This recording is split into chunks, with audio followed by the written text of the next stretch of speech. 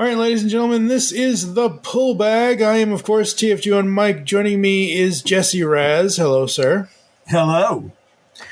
And we are here coming to you before this episode of the podcast because Jesse and I recorded the Psychopath and Sins of the Future.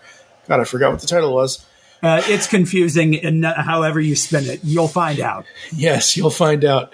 We are coming to you before these episodes of the Pull Bag because when we initially recorded these, it was before Jason David Frank passed away. So I didn't want to release these and not have a little buffer beforehand because I'm sure that the two of us mentioned him at some point in both of these episodes. And with him passing away, I think it was November.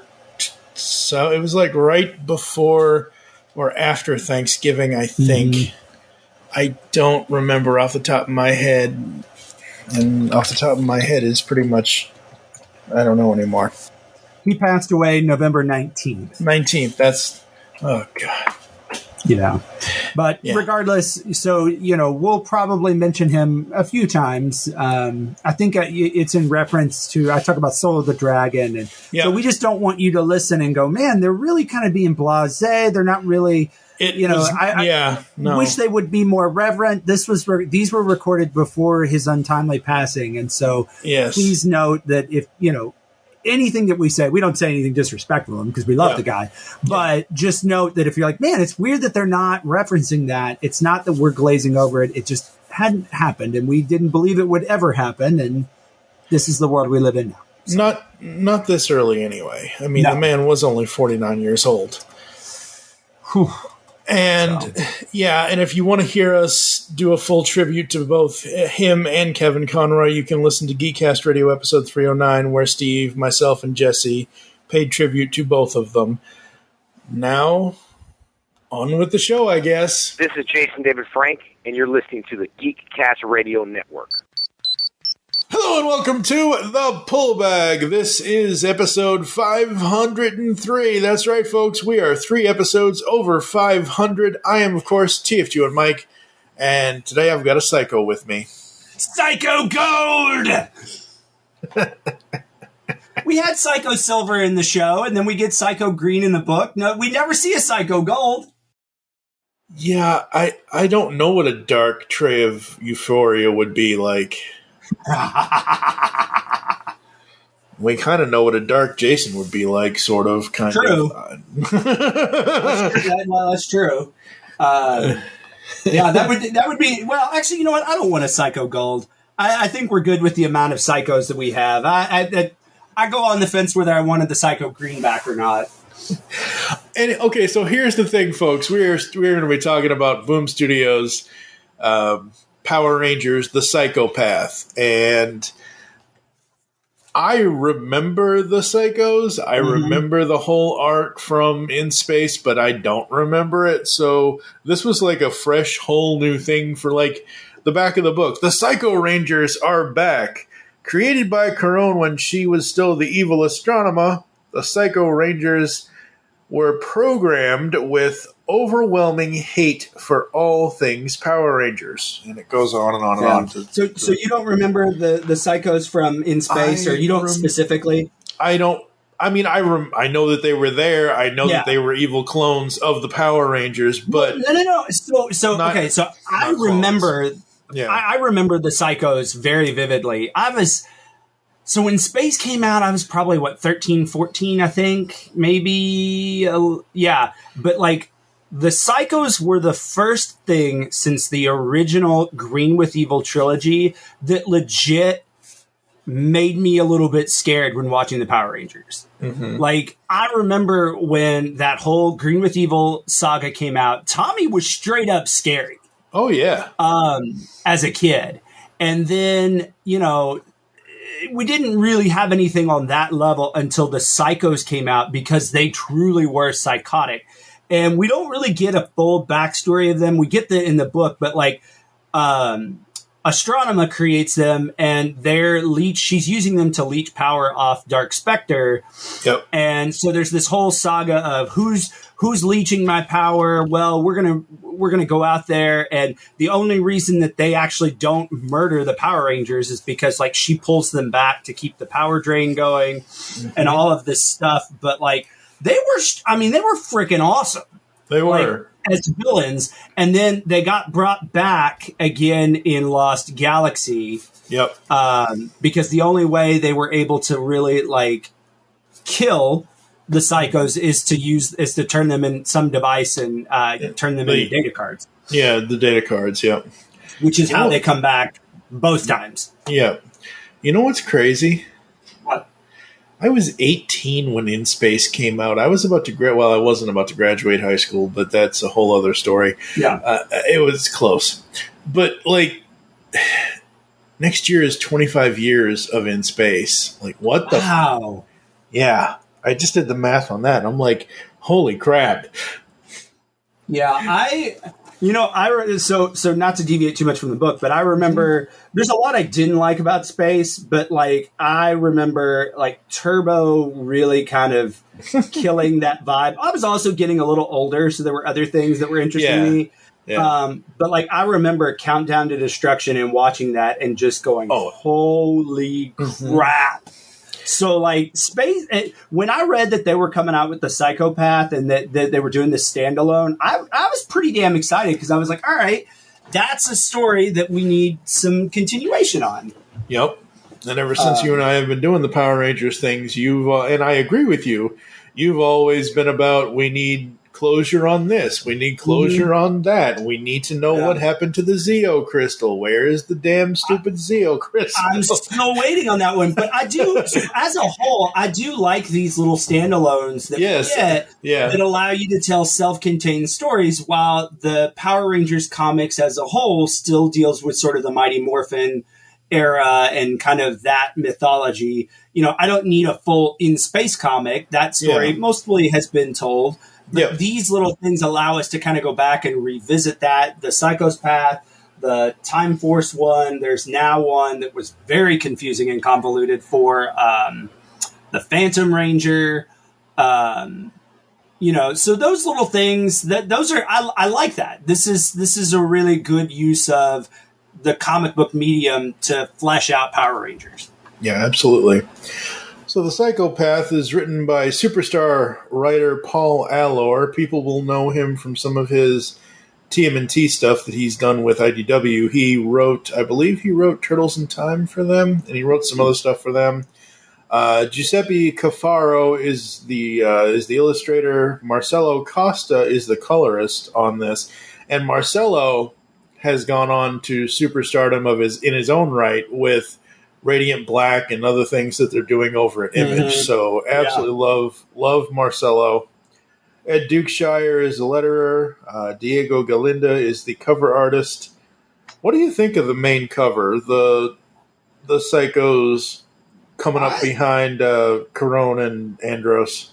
I dig it, man. I love the main cover. I really like the artwork in this book. Yeah. Because you know, one of my chief complaints sometimes on various artists with some of these is, listen, I'm up for interpretation of like characters and stuff. You know, when we get like generic superheroes, like, you know, we get like Superman, you know, that started in the comics. There's movie versions, but like this is stuff that is taken from a television series. So it doesn't have to be exactly perfect to look like the actors, but like I need something close. And I think they do a really good job of capturing, for the most part, you know, these characters without trying to make them so perfect and particular. So I think the artwork overall is really good in this book.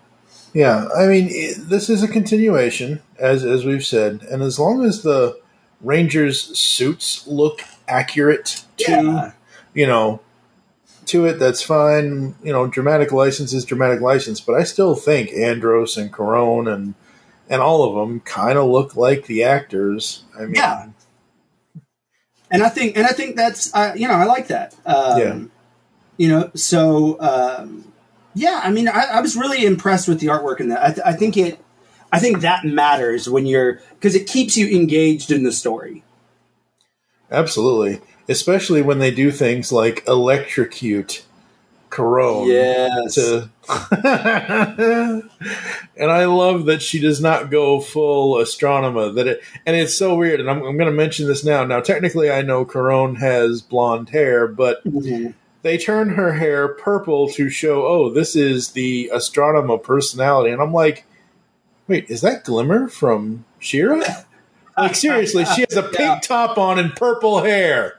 Now, you know what though? I thought that was I didn't pick up on that on I think my first reading, but as I was going through it last night, I like that touch. I thought that was pretty subtle. That was nice, like especially when she uses those powers. I like that. No, I love it. I think it's great. I think it's awesome. It's just one of those things for me where I'm the type of person that would, because I've got 42 something years of geekdom under my belt and all that, and I'm like, oh crap! It's like, holy crap! What's Glimmer doing here? That's yeah. So, but no, man, this is interesting. I love, like you said, the art is great. I love the backgrounds. I love the effects. Like I said, when they're electrocuting her, that looks just a badass panel right there. Oh boy. Yeah. I mean, there's some really good panels in here. Yep. Absolutely. No, I agree. Absolutely. And the basis of the story of this is the Psychos want Astronema back, essentially. Mm-hmm. Which is, I had to do, I don't know if they set it up and I just overlooked it. So I had to do some mental math in my head. So this story takes place after Lost Galaxy because, spoiler, if you didn't see Lost Galaxy, Corone ends up taking up the mantle of the Pink Ranger after Kendrix is essentially killed, even though her spirit kind of comes back by the Psychos. Yep. Which behind the scenes, the actress who plays Kendrix was battling cancer at the time and had to leave. Yeah. And then originally we were supposed to get Cassie back in that role, but the negotiations fell through. But yeah. And I like Corone in the role, and I like the fact that this takes, because again, if you're doing let's say this is the conclusion of the overall story for these characters, and you had that character in the next series, you would want to set this after it, not during it or before it, because it would be silly for what happened to her in Lost Galaxy. So, yeah. Absolutely. Yeah, no, I like that. I don't know if anybody, behind the scenes was like, oh, this would be a great way to give her sort of a redemption arc, but it worked out due to, obvious circumstances. So this takes place after that. And then obviously after the, most of the time these books are kind of a standalone, they're tied into the series, but they're not tied into Boom Studios proper necessarily. Now this one, there is a little continuity in that, and I forget which issue, but we covered it where what we find out there was an original team of Rangers that Zordon created kind of haphazardly to fight Psycho Green. And so I did go back and reread those comics to see how that battle ended with him being trapped on the moon. Yeah. Just to kind of refresh myself. You don't need it, but I think it is one of those things. It's like, oh yeah, that kind of gives us a little bit more backstory there. So obviously it's after that. So that's kind of where this whole storyline takes place. Yeah. Yeah. Starts out. And it's just so good. I mean, just having a comic be like, oh, you're Corone, but wait, you're also Astronema. Oh my God. And, Andros and the rest of the in-space, oh, we want you on our side. But the Psycho Rangers are like, Mother, we need our mother back. Oh my God. The other thing that I'm kind of curious about, and I would assume this takes place before them, but I don't know. And if it's even canon, but, the legendary battle in Super Mega Force, right? Yep. They all come back. I'm assuming that this takes place before that. Maybe not. There's no reason it can't happen before or after that. But I'm just remembering that moment in the show when she looks up and she goes, I love being a Ranger, and then morphs. So judging by where she kind of is in that moment mentally, I imagine that this kind of might take place between those two events. It might. No real reason why, because, obviously different set of writers, but that would just, in my headcanon, that's kind of where it goes, because when we find Corone, and like after, we kind of start off with the Psycho Rangers throwing a planetary-wide temper tantrum trying to get her, she's still sort of in this, like, trying to come to terms with who Astronema was, what she did, who Corone is. And so she's in this sort of in-between kind of making peace with her past sort of thing. Yeah, very, very limbo-ish. Mm-hmm. Which, again, I think it adds, it allows... The comics are really good about adding more realism. Not necessarily darker, but just more realism to where the show can't get to, because it's a kid's show. Yeah, they can... And that's what we've said the entire time, is that the comics can get down to the... I can't believe I'm pulling a Don Henley line out of here. Get to the heart of the matter. Yeah. But, and the shows do it somewhat. They don't do it exactly. Like you said, it's supposed to be a kid's show. It's supposed to be, like, this 21, 22, 23 minutes, not counting ads. You don't have a lot of time. That's why I was really, really skeptical, and this is a whole other conversation, really, really skeptical with Dimensions in Danger. I was like, how are you gonna do that? How are you gonna adapt that? Like, come on. That's a little much. But the thing about the show, and it frustrates a lot of people who grew up with it and are still fans with that, is, again, at its heart, it's a kid's show. Saban, who's no longer in control now, it's Hasbro, but Saban he's got a formula that he sticks to. Has since day one. He doesn't deviate from that very easily. Because, the guy, listen, it's 35 years later, we're still talking about Power Rangers. So, love him, hate him, agree with him, disagree with him, something worked. But one of those things is, he's not big on nostalgia unless it sells toys. Yeah. And sometimes, like, he'll get away with, he'll do a little bit of fan service, but he's not going to spend a lot of money on it, which is why, in a lot of these reunion shows, you might get one or two back, legendary Rangers in person back, maybe. Yeah. Or like in, I don't remember if he was responsible for Beast Morphers or if that was Hasbro's first one, but that anniversary episode, we got Jason back. Yep. And only we got everybody else in costume, but we only got him back. So so that's, now that Hasbro's in kind of doing their thing, I don't know that they'll deviate from that too much, because Hasbro's a toy company too. But we'll see. We're this big anniversary. There's a lot of people coming back, which is really exciting. So yeah, everybody's freaking out, and then they're like, "Oh, look at his patch. It's okay. It's fine." And I'm just thinking, forget the patch on his uniform. I just want the damn Frog Zord back. That's all I want. I know. But anyway. Yeah. So this is very, very cool. This has so much in it. Mm-hmm. Yeah. And go ahead. Go ahead. No, you go ahead. Oh, the Psychos, they're not just Astronema's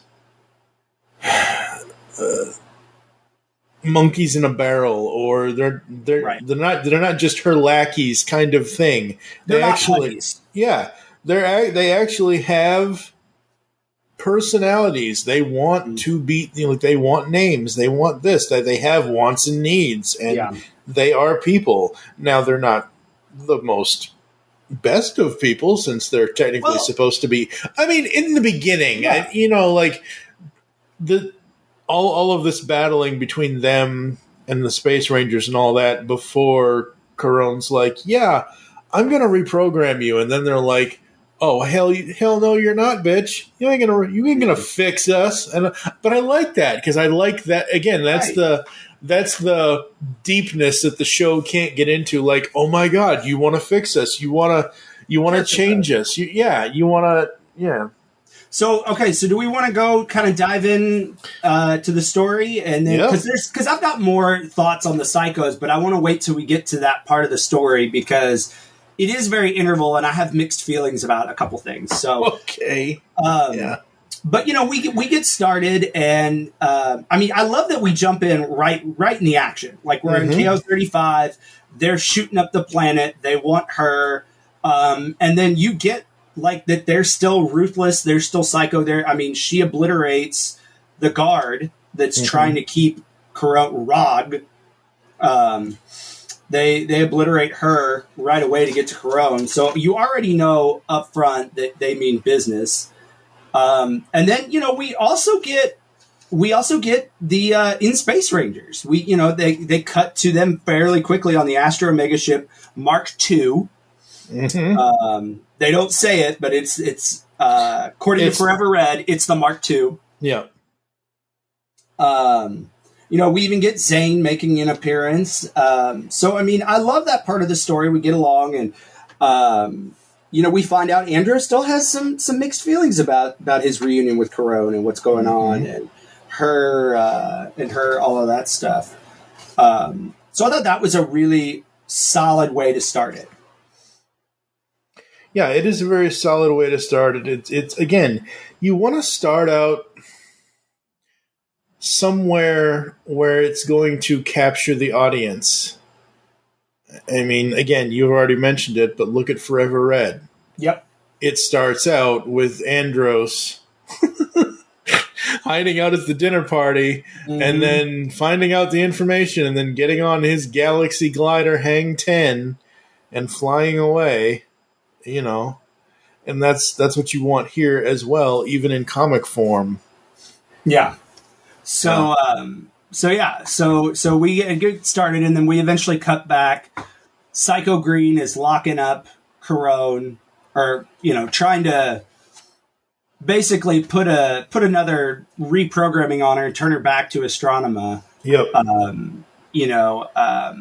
And she starts laughing at him. She's like, that's funny. You think that you have to do that. Yeah. And here's why I say we don't have to, you don't have to go back and read that arc from the Boom Studios Power Rangers is, he recaps a little bit of his moon fight, with the Unknown Rangers.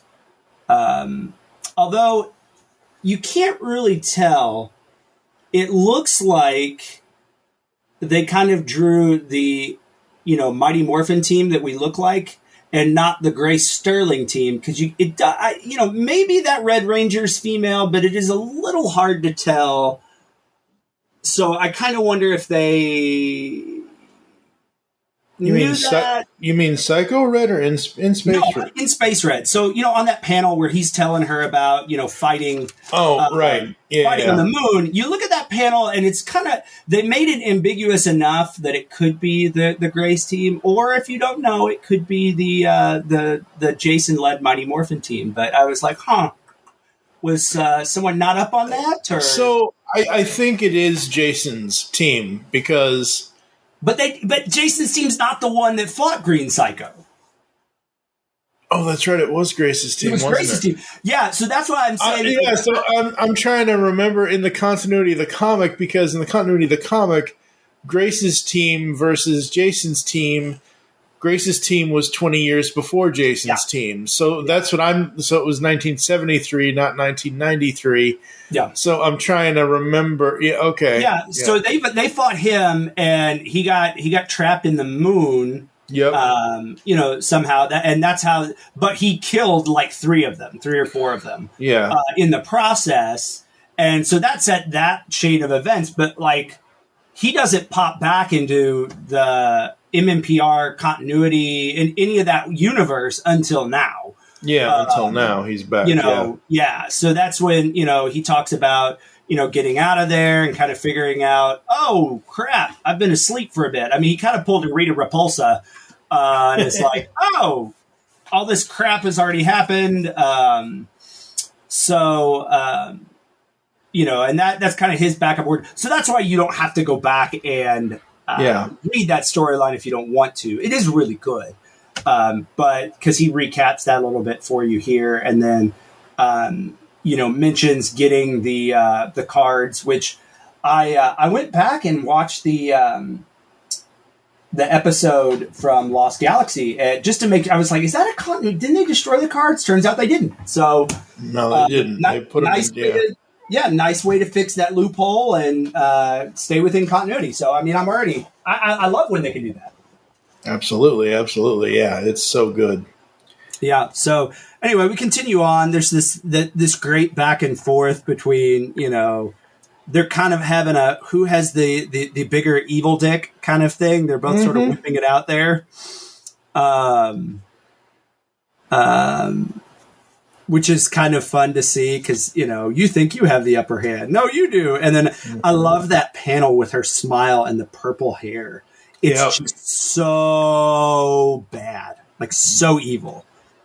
Yep, absolutely. Absolutely evil. And then we go to Psycho Ranger Boxing Day. Yes, absolutely. They go back and forth, and then you find them sparring. So I guess this is a good spot to get into it. How do you feel about seeing the Psychos demorphed?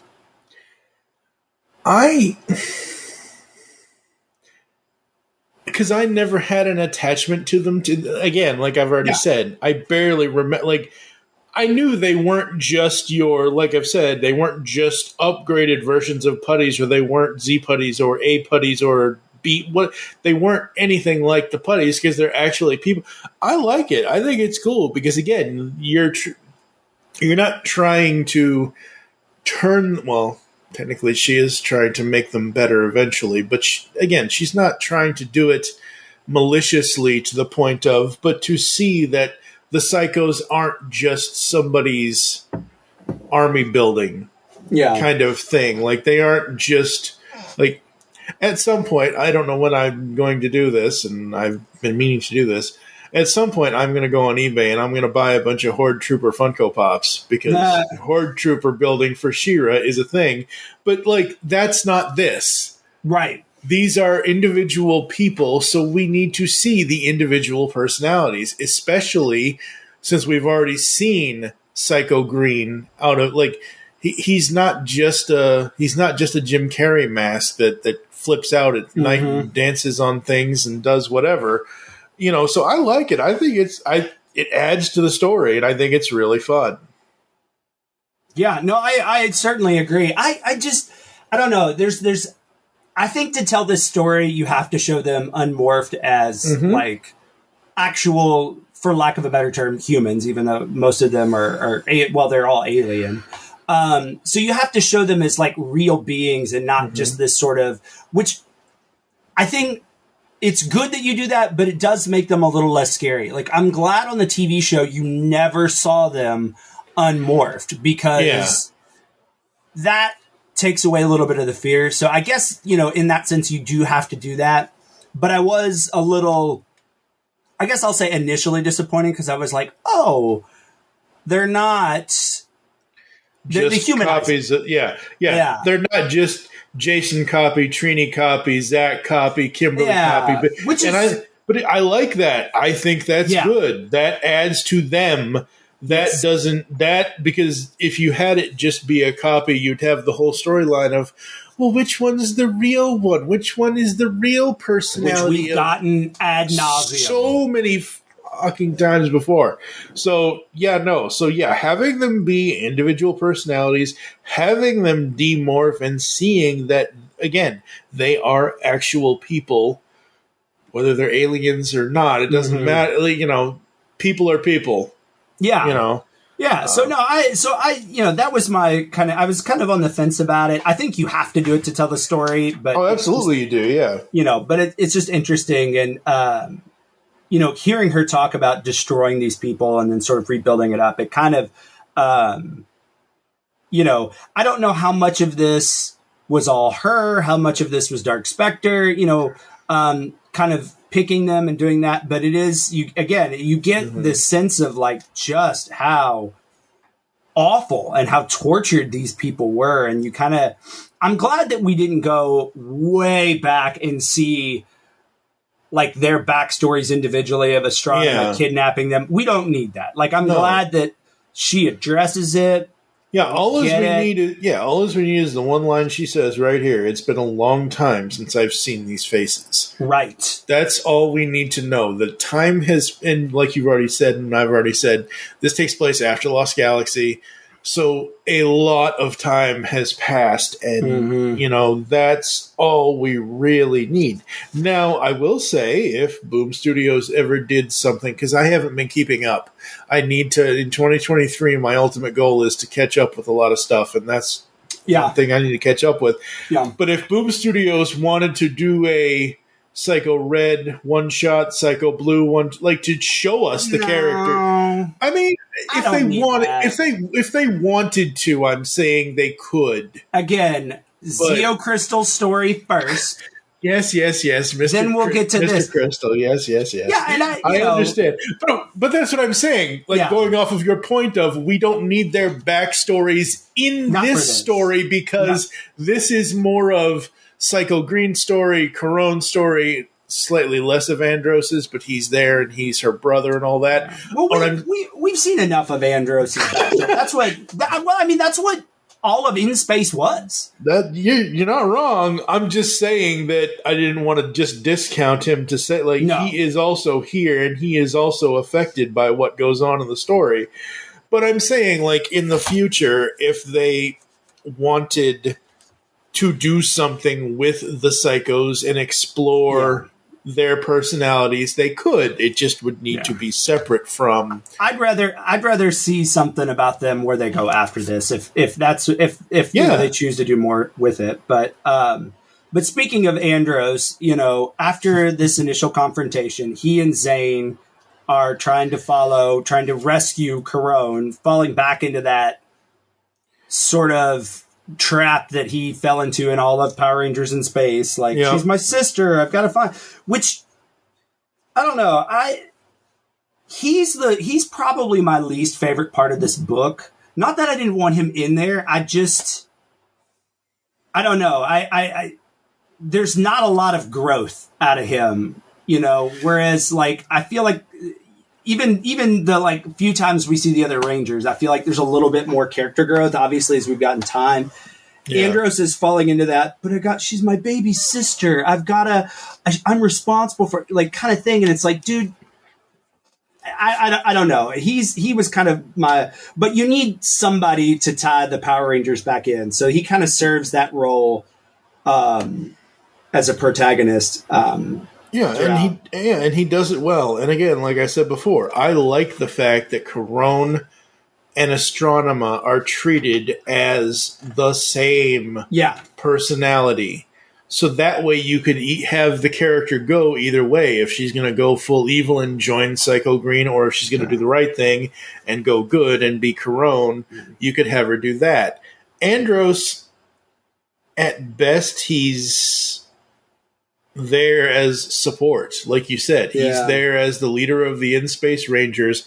Even the In-Space Rangers, we need them here. Not saying we don't need them here. We do. But the heart of this is Corone and the Psychos and their personalities. So I think the In-Space Rangers are in this, like, the right amount. Yeah. And I will say the other role that Andros kind of plays is, when you're reading this, you do kind of get it. They do a pretty okay job of, I mean, it's a Power Rangers comic, so about how this has to end with Astronema anyway, or Corone. But they do a pretty good job of sort of walking this line where there are times where you're like, well, wait, is she really going back to this? Is she kind of leaning more evil, or, and Andros is there to kind of put those seeds of doubt into you, because he has those. So you're kind of traveling along with him, kind of wondering, is she really bad again? Is she kind of falling back into that? Was she ever really good? Kind of. So he does help you kind of make that sort of question. So there is a little bit of back and forth on that. Yeah. But we ultimately find out that their plan, now that they're united, is to find this secret weapons development lab of Dark Specters. And so they're on this hunt to try to find it. And ultimately you find out Green needs Astronema. You think ultimately like, oh, it's about family, and there probably is some, but ultimately though, in his plan, he has to have her. Yeah, absolutely he does. And then we get into this fight sequence with some older monsters that are just sort of lurking around. And we get this really interesting panel. They're fighting, which I don't understand why they didn't morph, or at least like Psycho Pink doesn't morph here. The other psychos do, but she doesn't. And so she gets attacked and she ends up getting injured. And Green is trying to get her to, get Corone to essentially murder her so they can regrow another one. Yeah. And Corone's like, no, that's not who we are. Which creates this sort of internal fight between what, there's a little bit of that, like you mentioned earlier, of that, what does it mean to be real? Because if you can just engineer a new one, then are they really real? Does that discount their current experiences? Like, what does that mean? And so she's kind of drawing a line in the sand here. Like, no, we're not just going to, we're making progress. We're not just going to start over every time someone gets a paper cut. I mean, if that happened, humanity would be in a very different place right now. Right? There'd be bodies lying everywhere. Yeah, it would be WALL-E, except not actual. It'd be what WALL-E actually should have been. They never really show you. They never really show you that. You got that building made out of. Do we really want to see what's in that compressed garbage? Really? Right, no, we don't. The corpses of everybody. That's the other part of town that WALL-E just wasn't working in that month. No, he wasn't. So anyway, yeah. What I love about this is even though they have these battles and they're going up against Psycho Green and he's kind of the main baddie of the book, because Corone is the second Pink Ranger here, I love how she and Psycho Pink have a connection. Again, showing you that the Psycho Pink character is not just a carbon copy of whatever. Like, yeah, I absolutely love that. I think that is so cool. Well, and so one thing that, and we don't know this, so I don't know if Corone still has her Lost Galaxy powers. I mean, obviously by the end of the legendary battle with Super Mega Force, she does. So we can assume maybe she does that, but I like to think that she does. But she's consciously not doing it because, as is mentioned in these next couple of panels, when she's fighting with Psycho Red, like, the mere mention of Rangers will set them off. Yeah. And so I think she knows if she were to morph and use her Power Ranger powers, it would pretty much, I mean, that's like offering an alcoholic a beer. Yeah. I think she's very aware of that. But she does morph. Oh, wait, no, that's Cassie. Oh, yeah. God, wait, no, hold on a second. Yeah, that's Cassie. That's not correct. Okay, oh, God, yeah. I'm losing my mind here. Yeah. Because I look, dude, there's 3 Pink Rangers in this book, and I'm like, wait a minute. But that's something she never does. And I do, and so, so it kind of leads to that exchange, and I'm like, you know what, that's very smart on her part to not. You want them to trust you, so kind of throwing out there that you are a full-fledged Power Ranger, probably not the best way to go. And she already has one personality to deal with. Yeah. Like, I'm not saying her morphing creates a third, like, this isn't the Judgment. No. This isn't like Harvey Dent creating a third personality or something.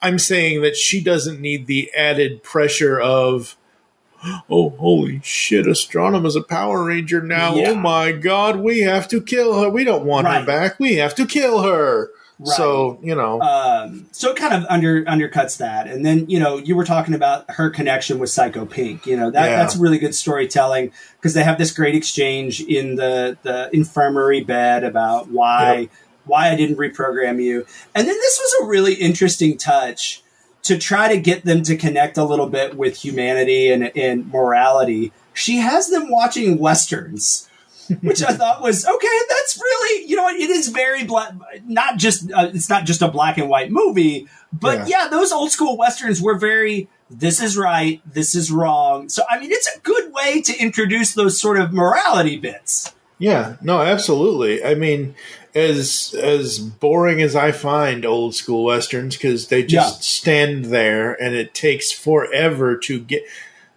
It would be like if I, in the editing, somehow figured out, you know, I started using my slow-mo and I just started slowing our voices down and we started talking like this. And no, don't do that. But yeah, no, I mean, showing them that, again, oh God, it reminds me of, I know everyone hates this movie and that's fine. I don't, but we're also coming up on the 30th anniversary of that film too. But next year is 30 years of TMNT 3.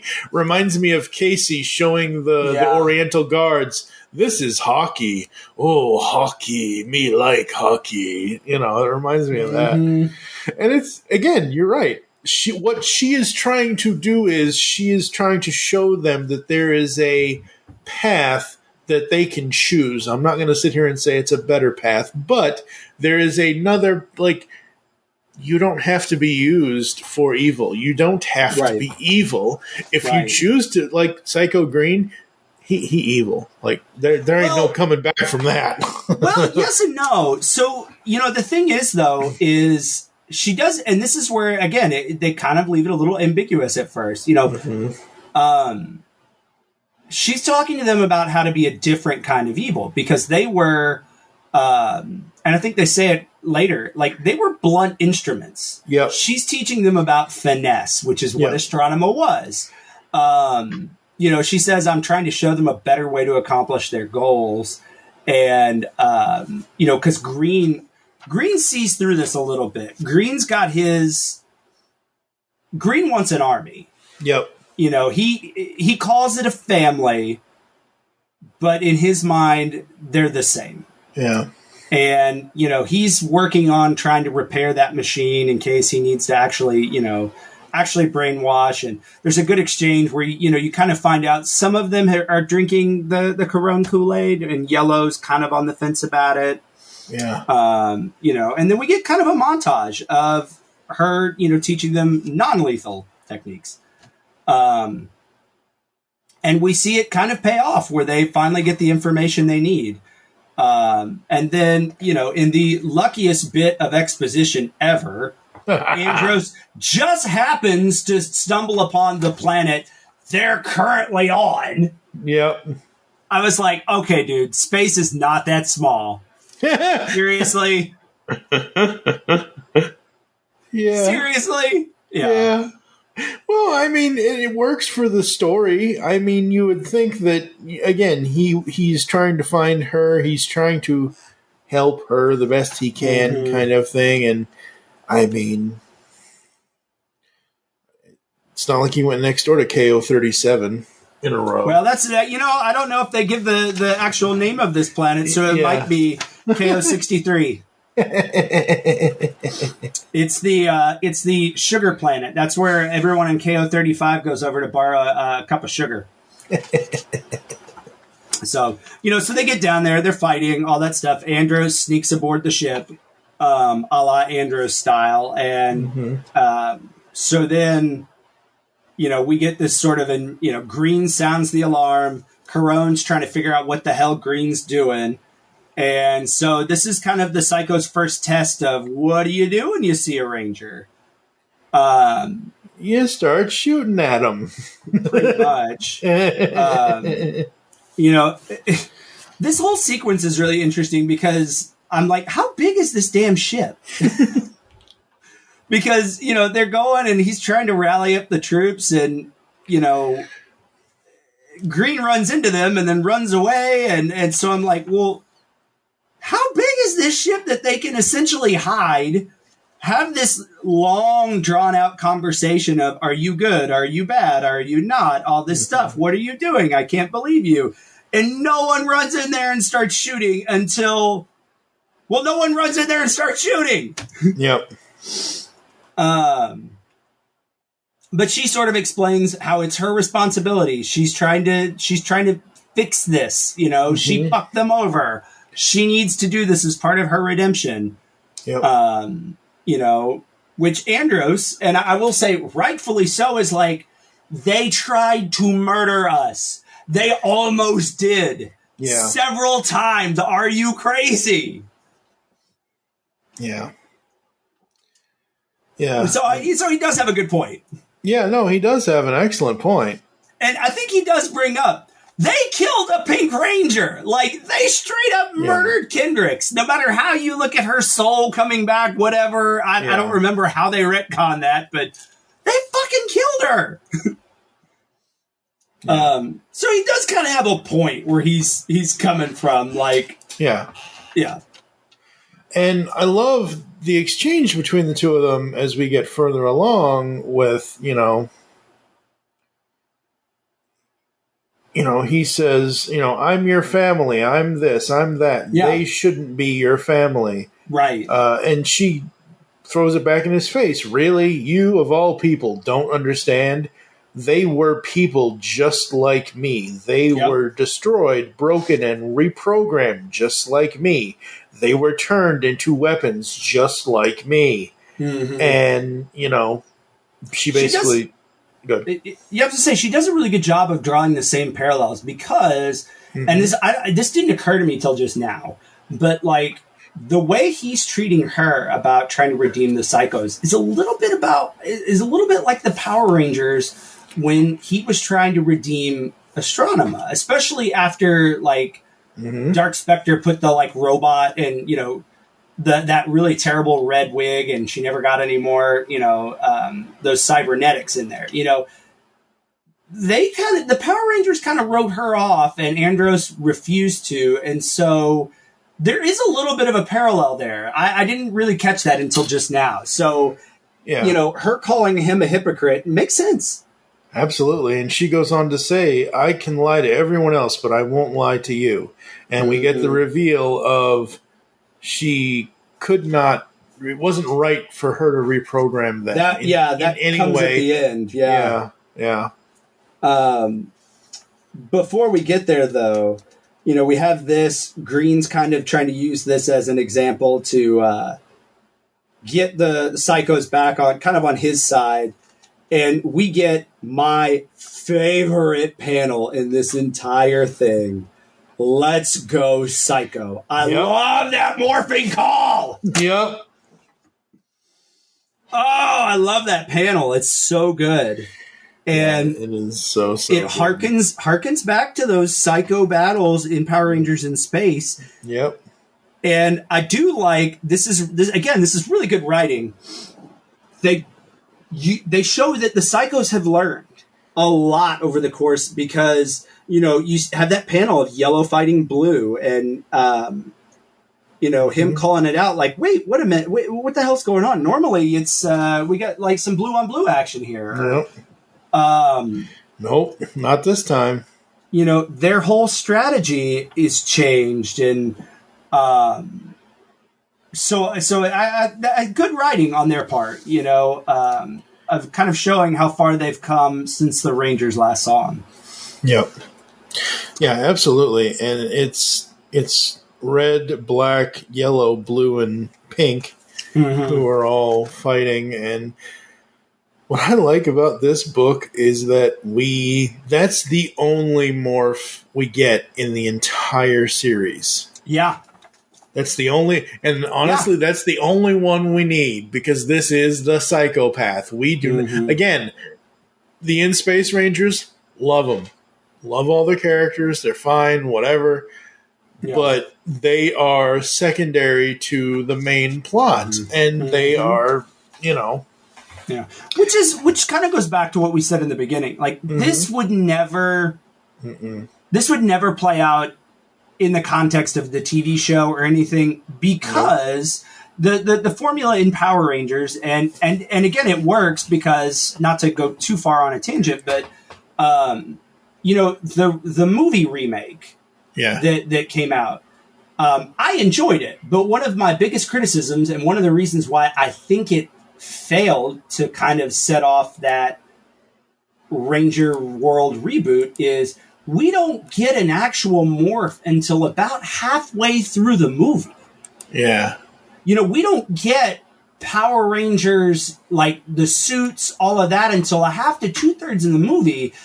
And when you go to see a Power Rangers show, movie, whatever, that's a problem. That's why that formula, we don't get Zords till the very end for a little bit, you know, whereas in this book, you can get away with that a little bit because you have Psycho fight scenes and stuff in there, but you don't need the full Ranger thing. That's why, you know, I think this works so well as a book.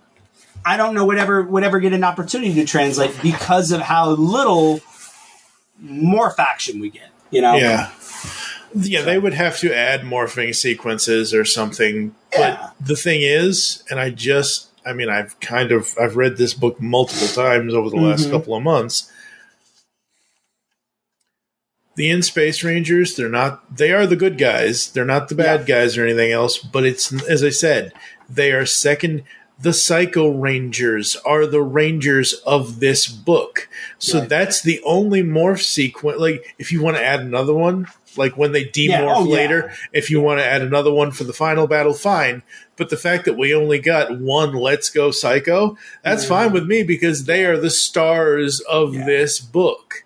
And it's exploring, even though, and we've already said this, even though they don't explore too much of each of their individual characteristics, we get enough and it works. It just works. You know what's interesting though? I will, this book kind of, for a Power Rangers book, is fairly complex because what I'll say is the Rangers aren't necessarily the good people in this book. They aren't the good guys. Yeah.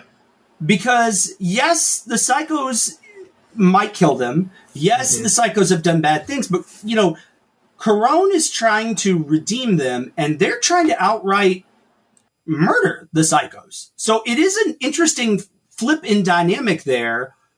And I won't say that that the Power Rangers are necessarily wrong, you know? Yeah, they're not. That's the thing. They're not. I can't say that they're incorrect in their logic, but they are sort of the bad guys. They're taking that, they're taking that stance there, whereas Corone is kind of that, no one's beyond redemption in that sort of Power Rangers vein.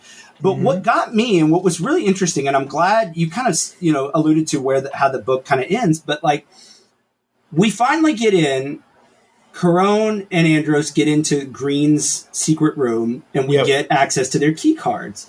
And Corone's plan is to reprogram them to essentially have more empathy.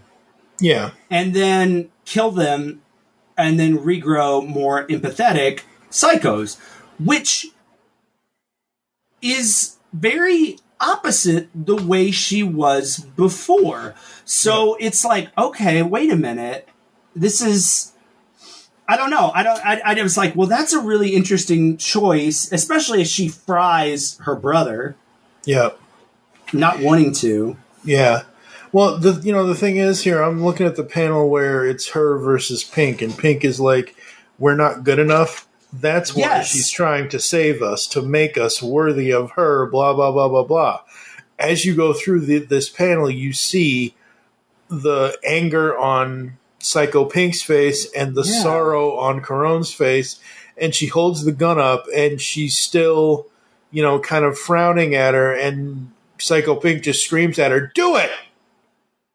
And it's like, and we're kind of skipping over, what is some really good battle sequences between the Power Rangers and battle sequences. Yeah, no, it is really the greatest piece of the battle sequence of this entire book is when Psycho Pink shows up and shoots Psycho Green in the back. Oh yeah, no, I mean it's fantastic. Yeah, the whole battle sequence, kind of like I said, it's a great example of how they've changed, not just from a moral standpoint, but like they're smarter. They're more dangerous now. The way they trap the Power Rangers, all that good stuff. Yep. But then we kind of cut back into this moral dilemma of, okay, I've reprogrammed you to be more empathetic. I just got to murder you. And honestly, I was kind of that line that you said where like, no, we're not good enough. That's the point. Like, man, that just kind of hurt because that's kind of countering,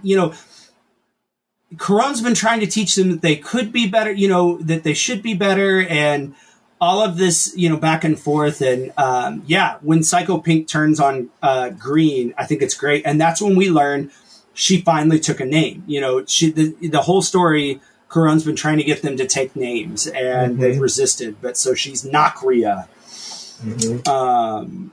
So she takes that name, which kind of signifies that she is an individual, which I think is is very significant in that it tells Caron, they have progressed. They have become good enough. And it would be wrong for me to kill them and reprogram them and regenerate them. And all of this back and forth, it's a very deep sort of moral dilemma. Yeah. And we're led to believe that she murders them outright to regrow them.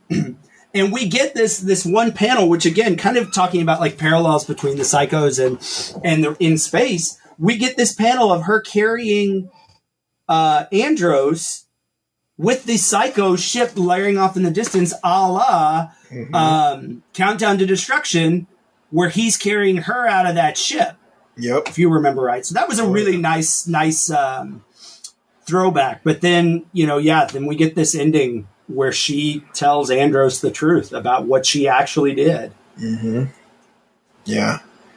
And it's good because, if they,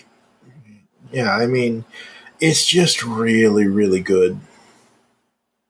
I like that ending. I don't know if I would have been comfortable, if I would have enjoyed this, if the original, if she had murdered them all and then regrown them, because it just would have been so counterintuitive to the message of the book.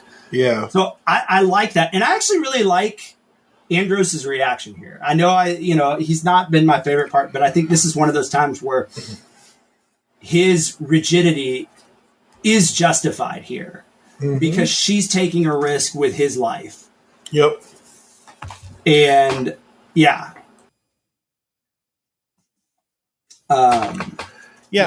She's taking a risk with his life, and just like, again, this is very mirror to what In Space was and to what Lost Galaxy was. And it's a good it also reminds me of how bad the reflection was in Captain N's Mirror World, where they had to save Lana's father. And there's evil, it's the whole Mirrorverse thing has been done before. It's been done much better in other things. And I'm not saying that this is bad at all. I'm saying that this story completely because again, Caron and the Psychos are supposed to be the heroes. Because she, like you already said, she's trying to teach them there is another way. We're not saying that it's better or worse or whatever. We're just trying to show you that two paths diverge in a yellow wood, Hey, anytime I can bring out the Frost Man. Right. Well, I think the real thing with Caron, though, is I think what she's trying to do, I think she is trying to show them that there is a better path. But I think she's trying to take these individuals that she destroyed and help make them into something better than what she created. And at least allow them to be actual individuals and not just these blunt instruments driven purely on hatred of the Power Rangers. Yeah. Because that's all they were. That's why that ultimately led to their destruction, was their single-minded obsession with the Power Rangers. And so by giving them more personality, uniqueness, individuality, yes, she does make them more dangerous, but she also allows them to choose their own path, even if that is of the evil sort, or maybe not. I don't know. And we find out toward the end here from Psycho Green that all of their names, we got Nakria, Axe, which is hilarious because the blue Psycho and his love of his axe, Virgil, and Photon, but we never hear that if Yellow picked one. Interesting. Because he says, it's going to be my absolute. It's going to absolutely break my heart as I whisper their new names when I snap their necks. One Nacria by one. And Axe, Virgil and Photon and Yellow, sweet, smart Yellow. So I guess she doesn't end up taking a name, but again, her choice. Yep. And I know this is wrong of me, but when I saw Nacria's name, I'm like, and I know Paul, this is just me inferring, so this is my fault, not the right. Nacria. North Korea, really? Oh my God. I did not go there. You know how I am. I always have to go to the...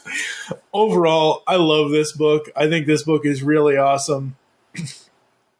Yeah.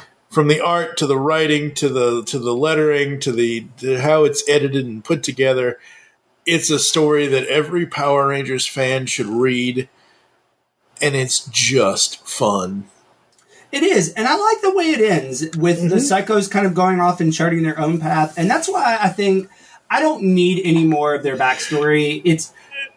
It's so my general feeling on prequels, unless it's going to make me look at the source material differently, it's not necessary. Like a great example of a prequel that did that was Rogue One.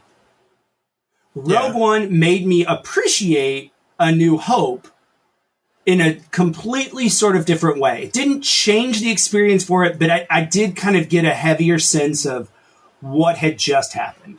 See, and for me, I don't remember. So we covered Rogue One here on the Geekcast Radio Network a couple of years, a number of years, whenever it originally came out. We covered it. So that was what, 2015, 16, 17. I would say it's pre-COVID, so yeah. So, but I don't. The only thing I remember from that movie is the ending. That's all.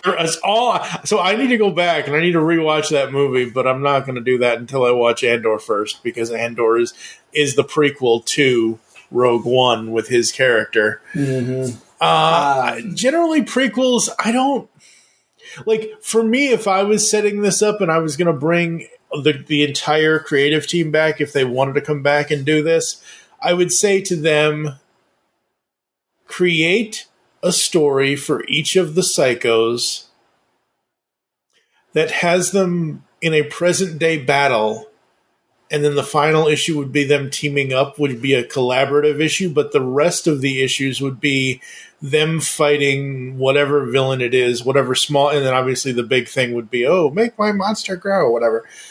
But in their individual issues, have them be in the present, but also have it do a flashback to, like, kind of show, like, where they came from, but where they are now. I don't know. I don't know. Because here's what I'm afraid of. The Psychos are fucking terrifying, man. And so, like, what you get from this book is you get a little bit of understanding with them and a little bit of humanity. Yep. But I don't think it's enough to take away that terrifying aspect from In Space.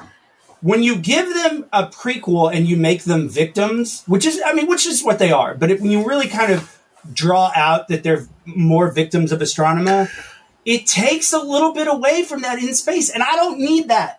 I don't want that. I love that. Yeah. Well, so because they all have personalities and they all are people now, and they had personalities from the start, apparently, what I want, like, again, you're right. We don't technically need a prequel with those characters. What I'm saying is, like, show how. I mean, I get what you're saying. Have a current, you learn a little bit about what they're doing after this book, but you have flashbacks in there. So the flashbacks, now that I'm just thinking about this, and it is what it is, but, like, the flashback could be like Caron's or Astronema's process of creating each one. Like, why was blue this? Why was green this? Why was pink this? And then you stick with them in the present day to show stories of them trying to find their way in the world as individuals and as a team. I don't know. Yeah, I don't know. But it is what it is. But I do like that little extra bit at the end. Because we never really got an origin of Psycho Green, which Psycho Green was like the test Psycho. Yep. And so we get that, and we find out that the Supersonic Rangers, this group that we don't know much about, although we do see them a little bit in the Legendary Battle. Yep. We do get a little bit of that, so that's not kind of a new thing that they invented. Obviously, it's really just one of the older Sentais that were never turned into Power Rangers. Yeah. So we see this group of Rangers, and then we find out that the Green Psycho is a corrupted Power Ranger. Yep. Who murders his friends in cold blood, and then Dark Spectre uses that and sort of manipulates him into the Green Psycho. Yep. It's which I thought was well, yes, but he went willingly. I don't think. Oh no, yeah, no, I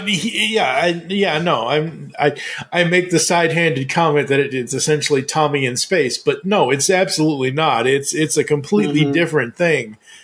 But yeah, no, Psychopath, folks, check it out from Boom Studios. Anything else you want to say about this one? Absolutely love it. I mean, I think it is one of the absolute best standalone series. I like Soul of the Dragon. I think that was kind of a fun thing, but I think as far as like necessity, I think this is the gold standard of what Boom should do as it relates to all the other Power Ranger series, is take something like this, create a standalone, let us revisit this world, give us a little bit of closure and answer a couple questions that were unanswered, and then move on. Like that's what this is. That's what they all should be. Absolutely. All right, folks, we're going to take a quick break. Come back to close the show after this. Because the world needs another movie podcast. The Geekcast Radio Network presents for your listening pleasure the Cinema Geek. Hosted by Amanda, Kevin, Matt, and Dan. Each week we dive headfirst in the landscape of movies as we discuss movie news, play movie games, go in-depth on reviews, and even have a top 10 countdown or two. Also, don't miss our director retrospective series, where we review noted directors' movies film by film. Bottom line is, if you love movies and love podcasts, you need to experience the Cinema Geeks. You can find us on iTunes, Blog Talk Radio, or GeekCastRadio.com.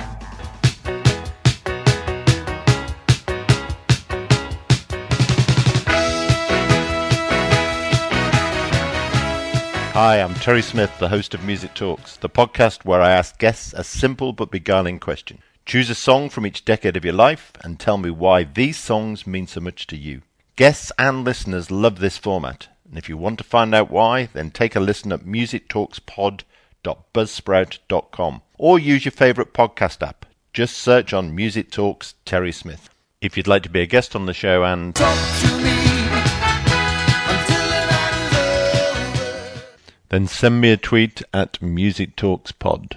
I look forward to doing some music talking soon.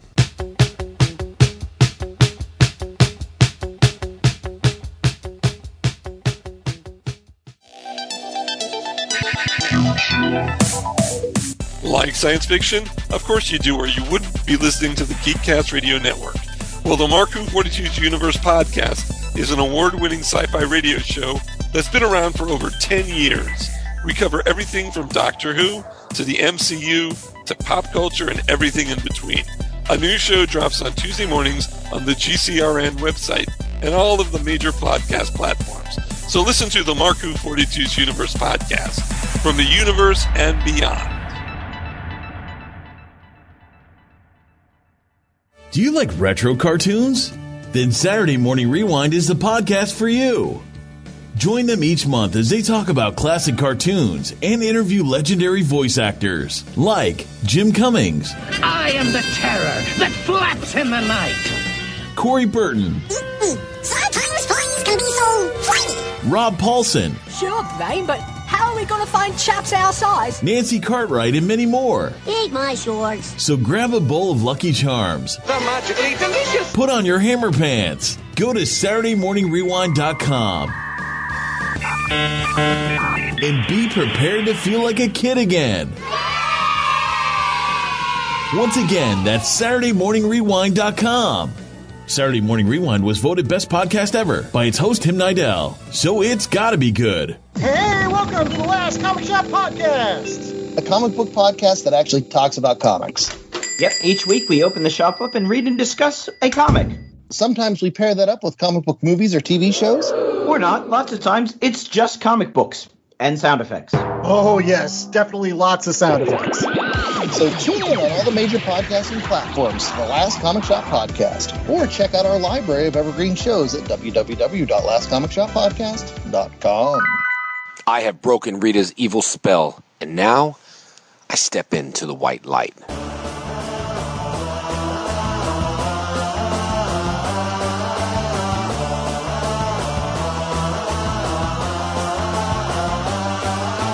White Ranger Tiger Power. White Ranger Tiger Power. White Ranger Tiger Power. White Ranger Tiger Power. Go White Ranger. Go White Ranger. Go White Ranger. Go White Ranger right now. All right, folks, we are back here on episode 503 of The Pull Bag. 0 to 5, sir. What are you going to give it? Oh, I'm going to give it a fucking 5. Yep, same here. Again, I thought artwork was solid, story solid. It knocked it out of the park. I mean, I really don't have any huge criticisms of this book at all. I enjoyed it from start to finish. It's a complex story. I don't know how you could have done it better. Yeah, I was surprised. I usually have one or two nitpicks or one or two things that really irk me in books and things like that. Mm-hmm. There wasn't a dang thing in here that stood out to me that was like, oh my God, why did they do that? Or, oh my God, why was that art choice made? Or, oh my, why did they say this line? It was none of that. It was just a purely fun, awesomely written and drawn comic. Yeah. So 5s all around. Yeah, it's definitely worth a pickup. I have it in actual trade paperback. Mm-hmm. When I first heard they were doing this, I was a little nervous because the Psycho Rangers, they're iconic. Yep. And they're also very two-dimensional. And so it's like, well, how do you get that essence and then actually make them full, fleshed-out characters? And they did. So, yeah. Yeah, Mr. Allor was thinking very fourth-dimensionally, wasn't he? Yes. All right, folks. You got anything you want to promote? I know you're not really in the promoting business anymore, but is there anything you want to talk about, anything you want to bring up, anything you want to shout out before I run through the closing? No, I got nothing. I got some Power Rangers comics that I'm, diving into. I'm 3D printing up some Power Ranger fun stuff and otherwise just living my life off the grid. Well, not really off the grid, but, not in the media world anymore. So. Yeah. All right, folks. God, something wrong with my throat. Edit.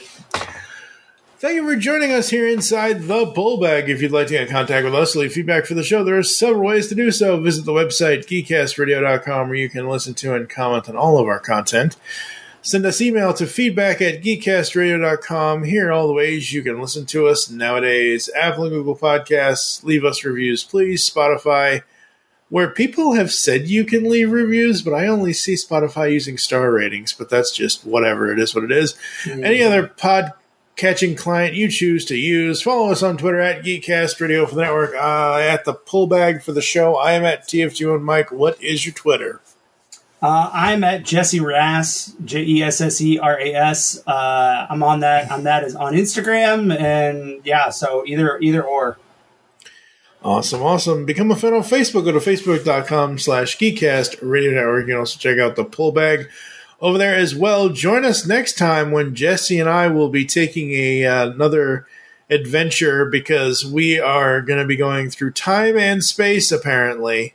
Time Force. That's right. We're going to be talking about Sins of the Future from Boom Studios. And yeah, I now realize why it confuses you. Because they're using time and space.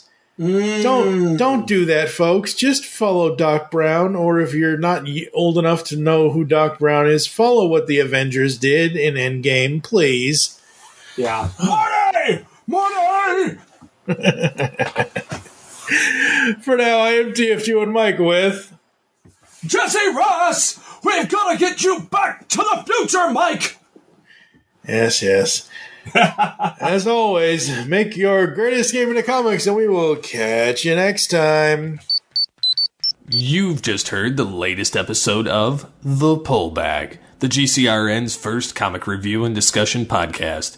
There are several ways to get in touch with us and leave feedback for the show. You can visit the website, geekcastradio.com, where you can comment on the episode and all of our different podcasts. You can rate and leave a review for the show on iTunes. Be sure to leave us feedback. Become a fan of us on Facebook, facebook.com/thepullbag. Send us an email, feedback at geekcastradio.com. Follow us on Twitter at thepullbag and at geekcastradio. So until next time, make your great escape into comics and unleash the geek in you.